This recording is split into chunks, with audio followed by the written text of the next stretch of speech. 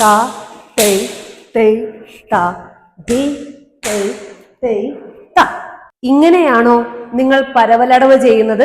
എങ്കിൽ അങ്ങനെയല്ല ആ അടവ് ചെയ്യേണ്ടത്. ഈ അടവിന്റെ പേരാണ് പരവലടവ് അഥവാ പക്ക അടവ് അഥവാ മർദ്ദിത അടവ്, അതുമല്ലെങ്കിൽ വിശറ് അടവ്, ഇല്ലെങ്കിൽ ചിലയിടത്ത് ഇത് താത്തേ തേത്ത അടവ്.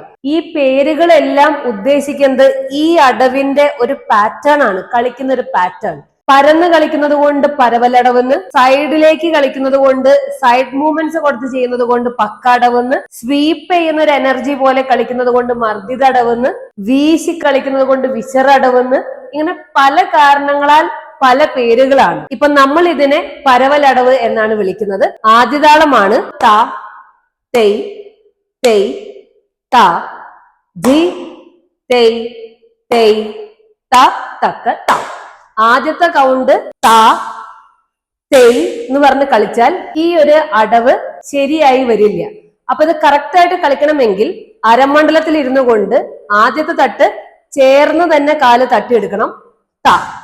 പിന്നീട് വേണം കാല് നീക്കി തട്ടാനായിട്ട്, തൈ.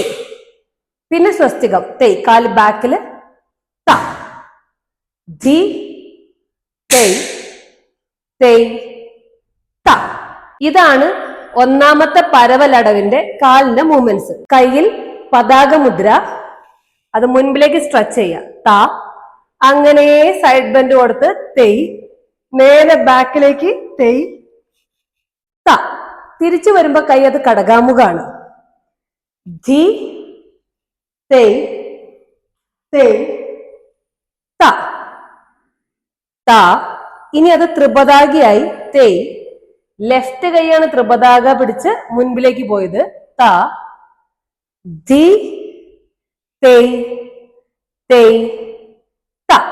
ധളെങ്കു തക്കത്തിക്കു തക്കത്ത ദിഗിണത്തോ ത തൈ തൈ ത ധി തൈ തൈ ത ത തൈ തൈ ത ധി തൈ തൈ ത ത തൈ തൈ ത ധി തൈ തൈ ത ത തൈ തൈ ത ധി തൈ തൈ ത തക്ക